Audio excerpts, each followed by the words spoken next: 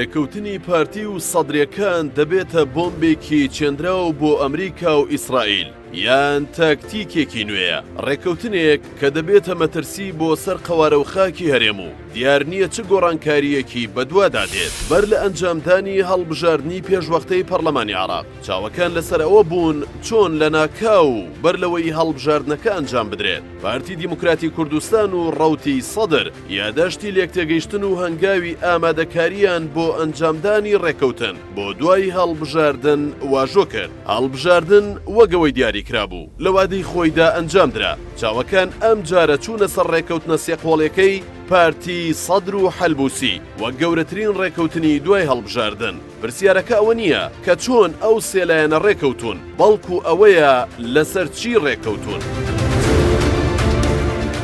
چاودێران و بەشێک لە هێزە سیاسیە نەیارەکانی پارتی بەردەوام باسییان لەوە دەکرد کە هیچ کەس نازانێت پارتی و سەدر لەسەر چی ڕێکەوتون و بەندەکانی ڕێکەوتنەکە چییە و داوایان دەکرد پارتی ڕێکەوتنەکەیان ئەگەر هەمووشی نەبێت ئەو بەشەی کە پەیوەستە بە مافەکانی گەلی کوردەوە ئاشکرا بکات و بیخاتە بەرچاوی هاوڵاتیان و چاودێران. سەدرەکان بەجیا لەگەڵ سونەکان لەسەر کۆمەڵێک پرسی گرنگ ڕێکەوتون لەگەڵ پارتیشدا بە هەمان شێوە هەرچەندە تا ئێستا بەندەکانی نێو ڕێکەوتنەکەی پارتی و سەدرەکان بڵاو نەکراوەتەوە، بەڵام لە چەند ڕۆژی ڕابردوودا کۆمەڵێک بەندی ڕێکەوتنەکە دزەی پێکراو. تا ئەم ساتە پارتی نەڕەتی کردوتەوە نەپشت ڕاستی کردوتەوە، بەڵام ناوەڕۆکی ڕێکەوتنی ئەو دوولایەنە کۆمەڵێک وەک ئەوەی بڵاو کراوەتەوە بەندی تێدایە کە هاوشێوەی کودەتای پارتی بەسەر ئەمریکا و ئیسرائیل و چەندنی بۆمبی تەوقیت کراو بۆ ئەو دوو وڵاتە تەماشا دەکرێت. میدیای عێراقی بەشێک لە ناوەڕۆکی ڕێکەوتنی سەدر و بارزانی بڵاو کردوتەوە کە لە یەکێک لە بەندەکانی داهاتووە کارکردن بۆ پێشکەشکردنی پرۆژەیەک بۆ هەمواری دەستور لە پەرلەمان بە گوێرەی میکانیزمە دەستوریەکان و پێداویستیەکانی لە ماوەیەکدا کە لە ساڵێک زیاتر نەبێت. ئەوەش لە کاتێکدایە پێشتر پارتی دەستوری عێراقی بە گەرەنتی بۆ دەستەبەرکردنی مافی کورد ناو دەبێت، بەڵام هەمیشە سکاڵای ئەوەی هەبوو کە دەستور وەک خۆی جێبەجێ ناکرێت. ڕەنگە ئەم خاڵەی ڕێکەوتنەکە ببێتە مەترسیەکی گەورە لەسەر داهاتووی خاک و قەواری هەرێم و هەر گۆڕانکاریەک لە دەستوردا ببێتە پاشەکشە لەسەر مافەکانی گەلی کورد، چونکە لە ڕابردوودا ئەو هێزانەی پارتی ڕێکەوتنی لەگەڵ کردوون ئەڕەشیان لە هەرێمی کوردستان دەکرد بەوەی گۆڕانکاری لە دەستوردا دەکەن. سەرپەرشتیکردنی جێبەجێکردنی کشانەوەی هێزەکانی ئەمریکا بە گوێرەی خشتەیەکی زەمەنی کە لە نێوان هەردوو لادا بڕیاری لەسەر بدرێت. ئەگەر ئەمە نەکرا دەبێت پەنا بۆ عورفی نێودەوڵەتی و یاسای عێراقی ببرێت. دیارترین خاڵی نێو ڕێکەوتنی سەدر و پارتیە. ئەوەش لە کاتێکدایە پارتی لە زۆر بۆنەدا دژی کشانەوەی هێزەکانی ئەمریکا بۆ لە عێراق تەنانەت کارگەیشتە ئەوەی پارتی لە ڕێگەی حکوومەتی هەرێمەوە کە خۆی سەرۆکایەتی دەکات هەولێری کردە ئەڵتەرناتیڤی بەغدا و ئەنبار بۆ مانەوە هێزەکانی ئەمریکاتیایدا.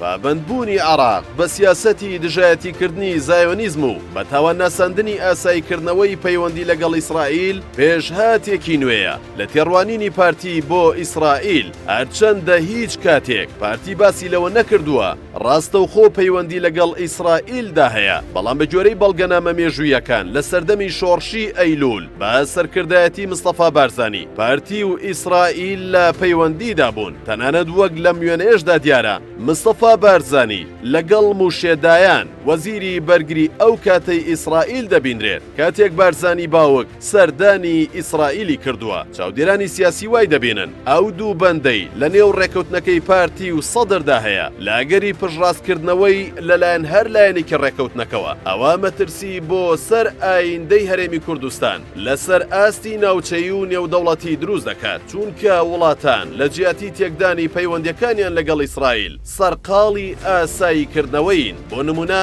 هەردوو وڵاتی ئیمارات و تورکیا کە هەردوو وڵاتەکە لە پارتی دیموکراتی کوردستانەوە نزیکن. کارکردن بۆ جێبەجێکردنی ئەو دەقە دەستوری و یاساییانەی کە بەهای ئەخلاقیەکان دەپارێزێت، حرامکردنی هەر شتێک کە لادان و ڕەفتاری پێچەوانەی ئادابی گشتی و تایبەت دروست دەکات. یەکێکی دیکەیە لە بڕگەکانی نێو ڕێکەوتنەکە، ئەوەش بڕگەیەکی لاستیکیە و هەر شتێک سەدرەکان بە دوور لە ئادابی گشتی بزانن ئەوە قەدەغەی دەکەن. پارتیش کە وەک حیزبێکی ئەلمانی دەناسرێت ناچارە هەمان هەنگاوی سەدرەکان بنێت، تەنانەت ئەگەر ئەو شتەی قەدەغە دەکرێت لە دەرەوەی بەندەکانی مافی مرۆڤ و دیموکراسیەتیشەوە بێت.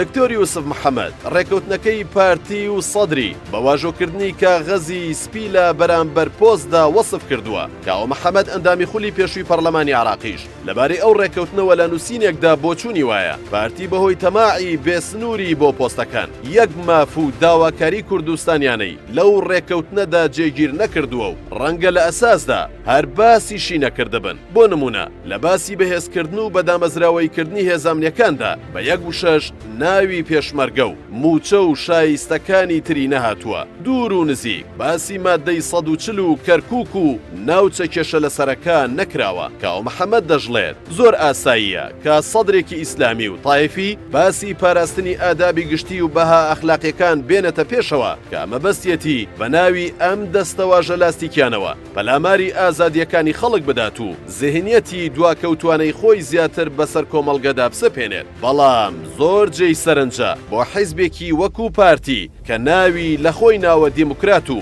خۆی بە حیزبێکی عەلمانی دەزانێت لەو خاڵەشدا لەگەڵ سەدر ڕێبکەوێت و ئازادی خەڵک بکاتە بەردەبازی گەیشتن بە هەندێک پۆست لە بەغداد نەوشیروان مستەفا ڕێکخەری پێشووتری بزوتنەوەی گۆڕان لە مەراسیمی واژۆکردنی ڕێکەوتنی نێوان گۆڕان و یەکێتی نیشتیمانی کوردستان لە ساڵی 2016 لە وتارەکەیدا دەستەواژەیەکی بەکارهێنا کە بۆ چاودێران جێگەی سەرنج بوو ئاویش ئەوە بوو کەوتی بۆ هەر ڕێکەوتنێک عیبرەت لە جێبەجێکردنیدایە ئێستا چاودێران پێیان وایە ڕێکەوتنەکەی سەدر و پارتی عیبرەت لە جێبەجێ نەکردنیدایە چونکە بە جێبەجێکردنی ئەو ڕێکەوتنە هەرێمی کوردستان دەرگای چارەنووسێکی نادیار بەڕووی خۆیدا دەکاتەوە.